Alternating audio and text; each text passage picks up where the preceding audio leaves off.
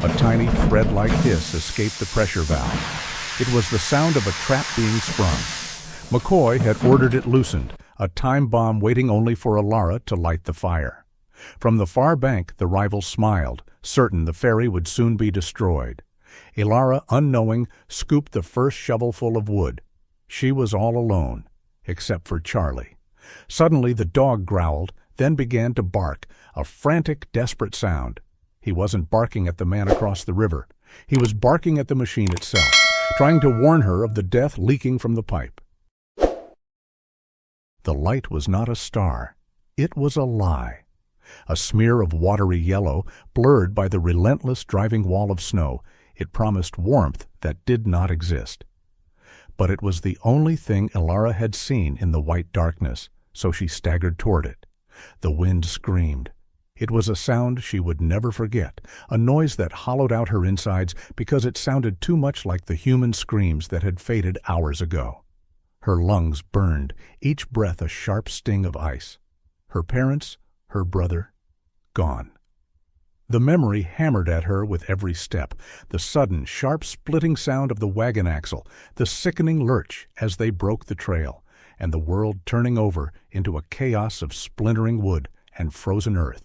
She remembered being thrown, a violent, breathless heave that separated her from the rest. She had landed in a deep drift, a hollow formed by the wreckage of their hopes, and had blacked out. When she awoke, the blizzard had already begun to bury the wagon, silencing the world. It was that violent, random act of separation that had saved her life, and doomed her to be the only one. Now her feet were numb, heavy things she could no longer feel. She reached the door of the ferry house and hammered against the wood. Her frozen fist made only a soft, dull sound against the thick planks.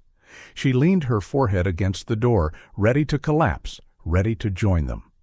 The door was pulled open, stealing the thin barrier between her and the storm. The man who opened it seemed built of shadow and resentment. He was large, filling the doorway with a thick, unkempt beard that was more gray than brown. He held a lantern high, and in its unsteady light, his eyes were bloodshot and hostile. "Elara," she managed to whisper, the name tasting like frost on her lips. A flicker of recognition, or perhaps just annoyance, crossed his face. "Silas," she tried again, I'm Elara, your sister's girl," he grunted. His voice was a gravelly rasp, thick with sleep and the heavy smell of alcohol that rolled off him even in the cold. "Figured. She wrote you were coming." He looked past her into the storm. "Where's the rest?" Elara just stared at him, the tears freezing instantly on her cheeks. Silas seemed to understand, or perhaps he simply did not care. He turned, leaving the door open in a cold invitation. He did not offer warmth, only shelter. He led her not into the main house, but to a small, rickety shed near the water's edge. It smelled of rope, tar, and damp earth. He pointed to a pile of burlap sacks in the corner. "There's no place for idle hands here, girl," he said, his words sharp and final. "You eat, you work, you understand?" Elara could only nod, her body shaking uncontrollably. He left, taking the light with him, sealing her in the dark. Elara slid down against the rough wall, pulling the stiff sacks over her legs. The grief she had held back to survive the trek now crashed over her, a wave far colder and heavier than the snow. She was alone. The only sound that pierced the walls of her makeshift prison was the deep, angry rumble of the Yellowstone River, hidden in the dark, churning ice as it flowed relentlessly toward the sea. The days bled into one another, a blur of gray cold and biting wind. Elara's grief settled not like a fire, but like ice, freezing her from the inside. Her work was simple, brutal, and silent. She cleaned the small main cabin, hauled wood for the stove, and endured the heavy, resentful presence of Silas, who spoke to her only in commands. He sent her out one afternoon as the snow briefly paused. "The woodpile is low," he grunted, not looking up from his bottle. "Go, near the west bank." The air was sharp and the world was a silent expanse of white and black, snow and the dark, angry water of the Yellowstone. As she gathered fallen branches, her hands raw and stiff, she heard it. A faint, high-pitched sound, almost lost in the rush of the river. She paused, listening. It came again, a desperate, weak cry. Elara moved toward the sound, pushing through snowdrifts until she found a fallen cottonwood. Tucked beneath the roots, in a shallow hollow, was a small, shivering creature. It was a puppy, perhaps 5 or 6 months old. His fur, a thick, matted coat of gray and white, was caked with ice. He was thin, ribs showing sharply, and he looked up at her with eyes that were already dulling with the cold. He was a hardy-looking mix, the kind of dog built for this land, but he was losing his fight against it. Something broke inside Elara. She looked at this small, dying thing, and she saw her brother. She saw her parents. She saw all the life that this land had taken. She would not let it take this too. She scooped the puppy up, her breath catching at how light he was. He whimpered, too weak to fight, and she tucked him inside her worn coat, sharing her own meager warmth. When Silas saw her returning, he was waiting by the shed. He saw the lump in her coat before she could hide it. "What is that?" he demanded. Elara slowly revealed the puppy, which let out another weak cry. Silas's face darkened with predictable fury. "No," he said, his voice flat. "I will not have a useless stray. It is another mouth, another burden." He turned toward the main house. "I will get the rifle. It is a mercy." As he walked away, a new feeling, hot and sharp, cut through Elara's frozen grief. It was rage. She laid the puppy in her shed, on her own pile of burlap sacks. She grabbed the heaviest piece of firewood she had just gathered. She was standing in the doorway when Silas returned, the rifle in his hand. He stopped, his eyes widening slightly. Elara was shaking, but she held the wood like a club, her knuckles white. Her voice, rusty from weeks of disuse, was low and trembled. "No." Silas stared. This was not the broken, silent ghost that had haunted his ferry for weeks. "You will not," she said, her voice gaining a fraction of strength. "You will not touch him." He looked from her defiant face to the firewood, then to the pathetic creature in the shed. A strange, harsh sound came from his throat, almost a laugh. He lowered the gun. "Fine," he snarled. "Fine, but it gets no food from my table. It gets nothing from me. And if it makes one sound of trouble, girl, I will shoot it. I do not care if you are holding it." He turned and stormed back to his cabin. Elara dropped the wood, her legs giving out. Later that night, in the freezing dark of the shed, she shared her own dinner of stale bread, soaked in a little water. The puppy, whom she decided to call Charlie, lapped at it weakly. She wrapped him in her only blanket, and for the first time since she arrived, Elara felt something other than loss. She felt the small, warm beat of a heart next to her own. Spring arrived like a thief, melting the snow into a brown, surging flood.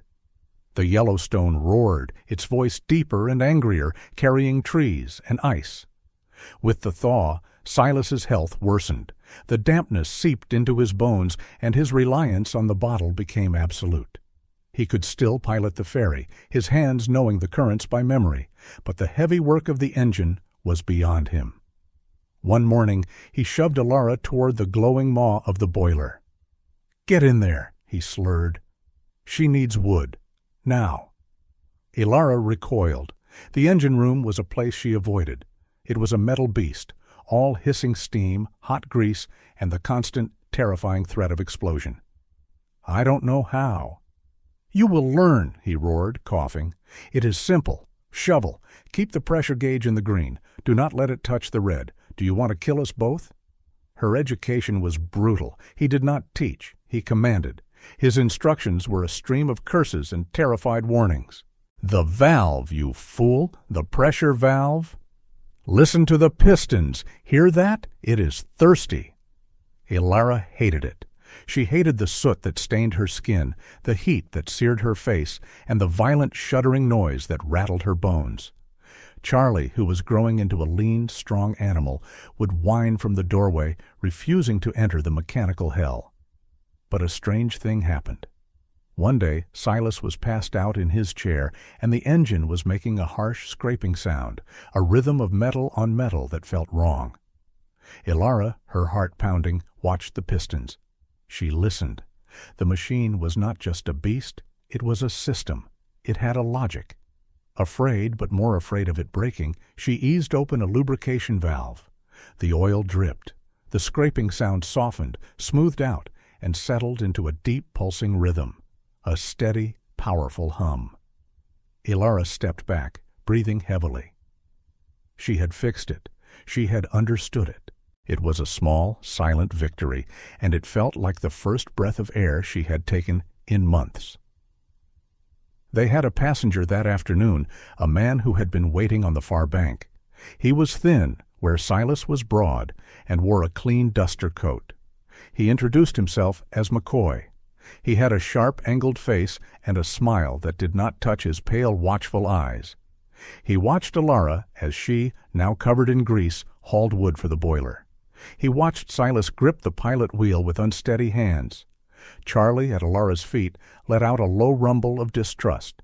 When they docked, McCoy approached Silas, who was already reaching for his bottle. "You look tired, Silas," McCoy said, his voice smooth. "This river is a lot for one man, and a girl." "We manage," Silas growled. "I am sure, but I will take the crossing off your hands. Cash, a good price. You could retire." "I am not selling." McCoy's smile widened. He gestured with his chin toward Elara. "What is this, Silas? Are you really letting a slip of a girl run your boiler? A strong wind would knock her over. It is dangerous. For all of us?" The insult hit its mark. Elara saw Silas's face turn a dark, furious red. His pride, the last thing he owned, had been challenged. "Get off my ferry," Silas whispered. McCoy tipped his hat. "As you wish. The offer stands, for when she blows you both to hell." As the man walked away, Silas did not yell. He just stared at the bottle in his hand, his knuckles white. Elara felt a new, cold dread. He had been insulted, and in his world that required a dangerous, drunken proof. The sky turned a bruised, angry purple 3 days after McCoy's visit. The wind did not rise. It attacked, shrieking from the north and driving a cold, horizontal rain that felt more like ice. The Yellowstone didn't just rise, it swelled, transforming from a river into a churning, muddy ocean of debris. That evening, through the roar of the wind, Elara heard shouting from the far bank. A trio of men, huddled on horseback, were waving a lantern. "They're fools," Elara muttered, huddled by the cabin door. Charlie stood beside her, his fur on end, letting out a low, anxious whine at the violence of the storm.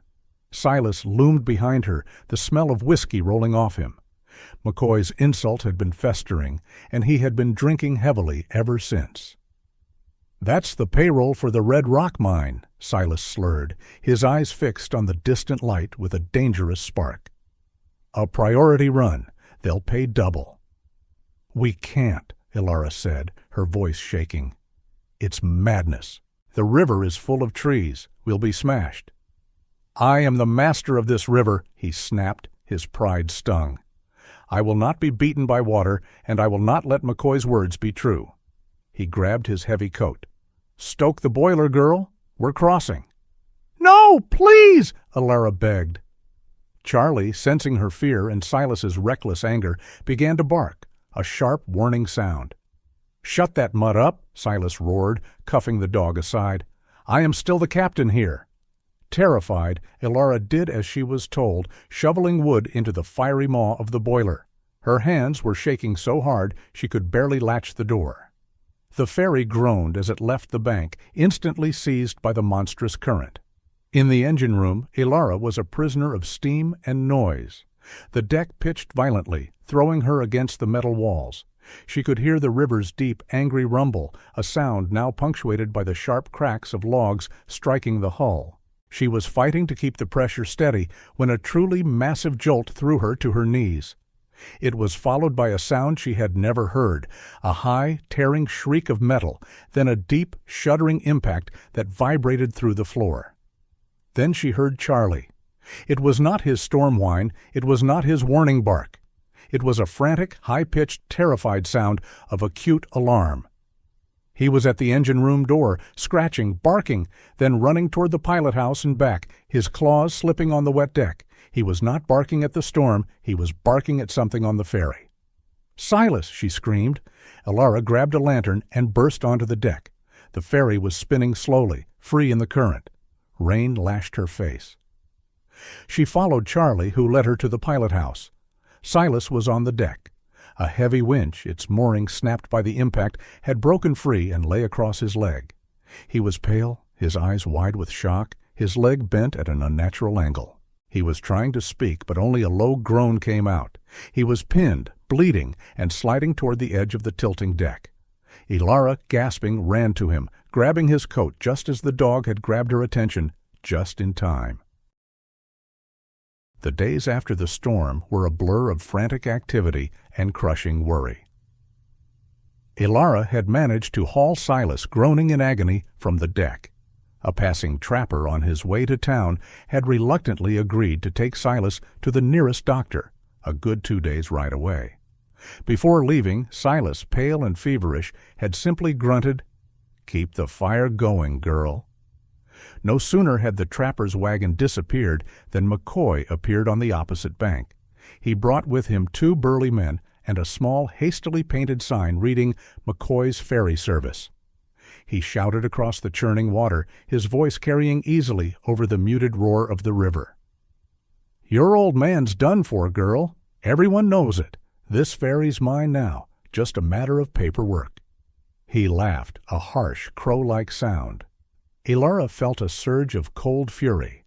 This wasn't just about the ferry, it was about her last connection to a semblance of a home, to a future that wasn't starvation. That night, Elara barely slept. Charlie, sensing her distress, nudged her hand constantly, his soft whines a comfort in the oppressive silence. She decided. Silas had told her to keep the fire going. She would. The next morning, as the first hints of dawn touched the eastern sky, Elara began to stoke the boiler. Her hands, calloused from weeks of shoveling, worked with a grim determination. Charlie sat patiently by the engine room door, watching her every move. Suddenly, Charlie's ears perked up. He let out a low growl, then began to bark, a sharp, insistent sound, nudging his nose repeatedly at a specific spot on the steam pipe just below the pressure gauge. Elara ignored him at first. "Not now, Charlie," she muttered, adjusting the feed of wood. But Charlie persisted, his barks growing more frantic, then turning into distressed whimpers as he nudged the pipe again. Something in his urgency made Elara pause. She knelt, inspecting the spot. Her breath hitched. A small, almost imperceptible trickle of steam was escaping from a slightly loosened valve. Someone had deliberately tampered with it, hoping the pressure would build unnoticed until the boiler exploded, destroying the ferry and any chance Elara had. It was McCoy. "Clever dog," she whispered, her voice tight with anger. She tightened the valve with a wrench, her hands shaking slightly. It had been close. She got the boiler to pressure. The steam hissed. The pistons began their familiar rhythm. Elara took a deep breath, her heart pounding. She walked to the pilot wheel, Charlie faithfully at her heels. It was awkward. She remembered Silas's grunts about the current, his curses about the shifting sandbars. The ferry lurched away from the bank, pulled hard by the river. It was a beast, far more powerful than she remembered. She spun the wheel, overcorrecting, and the ferry swung wildly. Charlie, balancing precariously, let out a nervous whine. She could see McCoy on the far bank, standing by his own small ferry, a smug grin on his face. He watched her, expecting her to fail. A log, half submerged, rushed toward them. Elara gasped, spinning the wheel hard. The ferry scraped past, a shudder running through the hull. She was clumsy, she was terrified, but she was moving. She fought the current, remembering the subtle pulls Silas had pointed out. She fought the wheel, her muscles aching. Charlie stood beside her, his body pressed against her leg, a silent, comforting presence. Slowly, agonizingly, the ferry made its way across the treacherous water. When the bow finally nudged against the opposite bank, scraping loudly against the mud, Elara felt a wave of dizzying relief. She looked up. McCoy was still there, but his smug grin had vanished. His mouth hung slightly open, his eyes wide with disbelief. She had done it. The ferry did not just survive, it thrived. Summer settled over the Yellowstone, and Elara learned the river not as an enemy, but as a complex, living partner. She learned to read its moods, the subtle shift in the current that warned of a hidden sandbar, the way the water changed color just before a squall. She was not alone. Charlie had become her first mate. He was no longer a scrawny pup, but a strong, intelligent animal, his gray and white coat thick and healthy. He would stand at the bow, his nose twitching, his ears alert. A low, soft growl from his chest warned Elara of a submerged log long before she could see the ripple. A series of short, sharp barks meant fog rolling in, a warning that gave her time to check her bearings. They were a team. Silas was brought back 2 weeks later, his leg crudely set and bound in splints. The doctor had been blunt. He would walk with a limp for the rest of his life. His days of piloting were over. He sat in a chair by the cabin window, watching her. McCoy, furious at her success, had tried to lodge a formal complaint, claiming Elara was unlicensed and a danger. But the miners from Red Rock, grateful for her reliability, had defended her. With McCoy's sabotage attempt now common knowledge, thanks to the trapper who had spread the story, his reputation was ruined. He quietly dismantled his shoddy ferry service and disappeared. Silas remained silent, his gaze heavy. Then, one evening, as Elara docked, he spoke. "You took the East Channel," he rasped. "Foolish. The current's fast, but the bottom shifts." Elara, braced for an insult, merely nodded. "The West Channel is safer," she agreed, too tired to argue. "Especially after a hard rain," he added, almost to himself. "The river, it remembers."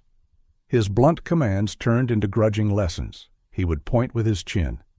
"See that eddy? Lost a wagon there in 1876. Ice jam. The river always collects its toll." He spoke of mistakes, of near drownings. One quiet evening, he told her of the winter his wife had been stranded on the far bank, sick. The ice was too thick to break and too thin to cross. He had watched her lantern from this very window until it went out. He never apologized for his harshness, but in sharing the river's deadly secrets, he was giving her the only thing he had left. He was passing on his legacy. It was a silent, fractured reconciliation. The summer faded into a warm, golden autumn. Elara had secured the official contract for the Red Rock mine. One evening, the sky was a blaze of orange and deep purple. Elara stood at the bow, her hands resting on the pilot wheel. The engine pulsed beneath her feet, a steady, familiar rhythm. Charlie sat beside her, his head resting on her leg. The Yellowstone flowed past, calm and majestic in the dying light. It was no longer a grave. It was no longer a prison. It was her home. The bond between Elara and Charlie reminds us that the deepest loyalty is not a word, but a presence. It is the steady warmth we find in the middle of the storm. We tell these stories because we believe that connection is what truly saves us. If this story touched your heart, the best way to pass on that warmth is to share it with someone who needs it. We read every comment, and we would be truly moved to hear your own story of a faithful companion. Please subscribe to keep these narratives going. The next chapter is already waiting for you on the screen.